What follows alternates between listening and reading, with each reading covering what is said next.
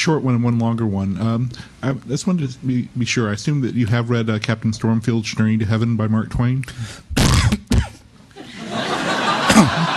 Sorry. Yes, I've read a lot of Mr. Clements on religion. Yeah. Yes, that seemed to be sort of a definitive work on the hierarchy structure of most standard religions. Yes. By the way, you can't read too much Twain, ladies and gentlemen, on this subject. And now, all of his stuff is available. There are websites on Mark Twain and religion. It used to be really hard to get his writings on religion even 10 years ago.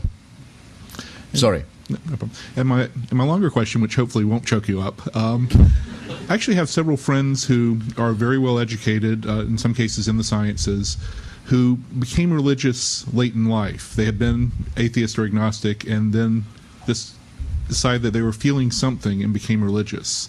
Do you have anything to say on that sort of grounds, or why that might be occurring?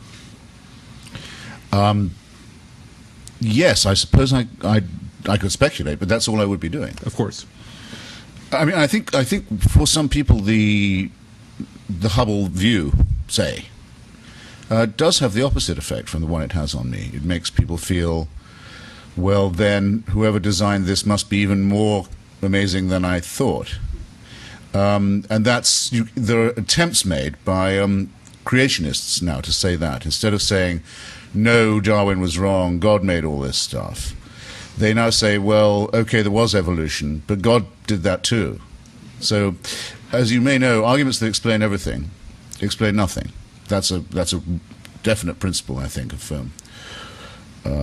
underlying all cognition. If they can bend their argument so it can comprehend everything, comprise everything, then it isn't an argument. But I think that we are certainly made in such a way as to be worshipfully inclined, shall we say. That tendency is certainly within us. And when people think that there's something awe-inspiring, what they feel is awe. And then what they feel is, well, maybe there's some majesty I should be acknowledging here. Though that isn't at all a logical step. By the way, do you know about awe? In what sense? John Wayne played the Roman centurion in one of the films about the crucifixion. I don't believe I've seen it. And at a certain point, they said the rain has to come down hard, and there's thunder and lightning, and the veil of the temple splits, and so on. And John Wayne, standing as a centurion, is supposed to say, truly this was the Son of God. So he does this. Forget who the director was. I think it's Houston. And cue rain, thunder, lightning, so Wayne stands there stoically under the water saying, truly this was the Son of God. And the director says, John, that was great, that was terrific. I just wonder if we could have it with a little more awe. So they cue again the rain, thunder, veil of the temple splits in twain, earthquakes, it's all happening, and Wayne says, truly this was the Son of God. So this is a kind of a follow-up on Tom's question. I have a buddy who styles himself as a kind of an allegorical pagan, and he's had a lot of angry criticisms of religion, many of which echo yours. But at the same time, he feels in himself a kind of a biological need to be part of a circle of believers and a community, which he feels helps his rather fragile emotional demeanor. He goes through, depression and things like that, and he finds that belief. So what he's done is try to find what he feels is the least obnoxious religion he can find, and then not take it too seriously. What would you say to such a person? Well, that used to be called the Church of England. Or the Unitarians, about whom Bertrand Russell said the great thing about them is they believe in one God maximum. Peter de Vries is very good on this. He says people used to be pagans and polytheists and believe in multiple gods, and then they started believing in one God, and they're getting nearer the true figure all the time. This is progress. Hello. In an article, I believe it was in Slate, that I read, you seemed reluctant to endorse, if not critical, of Richard Dawkins' attempt to sort of organize atheists under the title of Brights. Yes. And I believe that your comment was that we infidels need no such machinery of reinforcement. My question is, if like-minded people do not organize, especially if those whose ideals we oppose are more organized, how can we attempt to kind of steer our society the way that we would like it to go?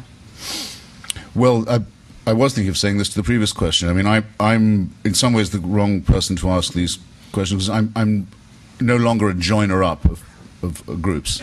I don't feel the belonging need anymore. I used to when I was younger and more left than I am now, feel the need to be involved in an organized way. Now I don't, and I think I probably have more influence as an individual than I ever did as a cogwheel in a so-called party. A point for anyone to ponder, actually, who's asked, have they ever considered registering independent, for example? People may fight harder for your vote if you don't give it away in advance. Separate question. And it's very important to me that I don't belong to a church. People who believe as I believe don't need to get together all the time and remind ourselves what we believe, reinforce it, ram it home, in case we forget the incredible propositions that we're singing and all this kind of thing. You just recognize a fellow freethinker when you meet one. That should be enough, and in any country or any language as well.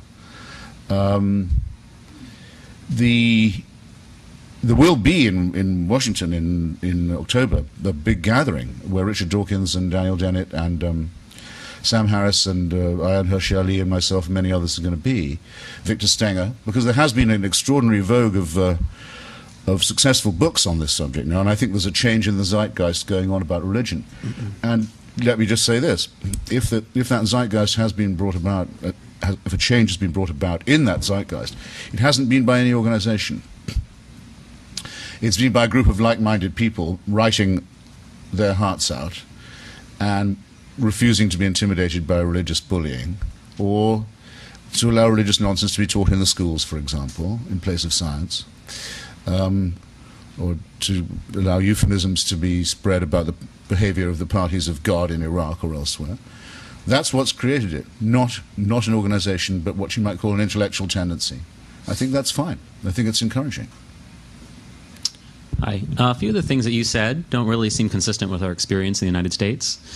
Two things in particular. One is that you said, once people have Hubble telescopes and microscopes, the burning bush is not as interesting. Mm-hmm. And the other thing you said is that religion kind of feeds into innate human nature for being told what to do or not having as much freedom.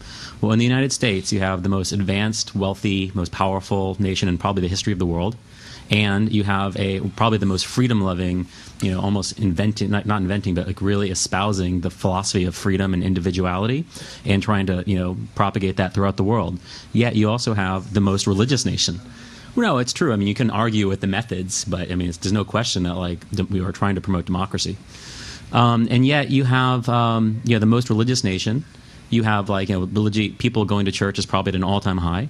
Religious people affect who our leaders are, to a great degree. So how do you explain that contradiction?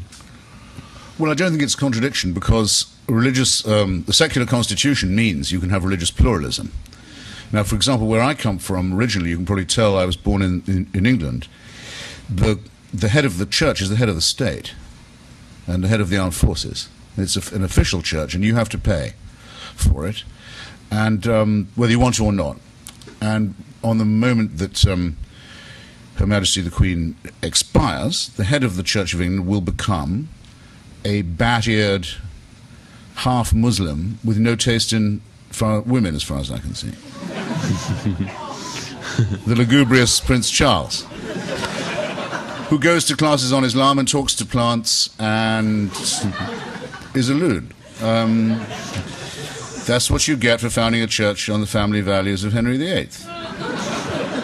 In the United States, you can't have any of that. That'd be completely unconstitutional. You can belong to any church you want, and the government has nothing to do with it. And people, I think, take a Tocquevillian view, if you like, of the church. They go, many of them, to church for social reasons, some of them for ethnic ones, some of them for charitable, some of them for community reasons, as you might say. If you ask someone now, I've been doing it a lot recently. I had debated it at every stop of my book tour. Okay, so you said you were a Baptist minister. Yes. Well, do you believe in John Calvin's teaching on predestination and hellfire? Why do you want to know? Well, only because you said you were a Baptist. Yeah, but I mean, I'm a Southern Baptist, that kind of... Well, come on. They don't love the question. They ask Catholics if they really believe what their church teaches or what the Pope tells them. Of course they don't, for the most part. The fastest growing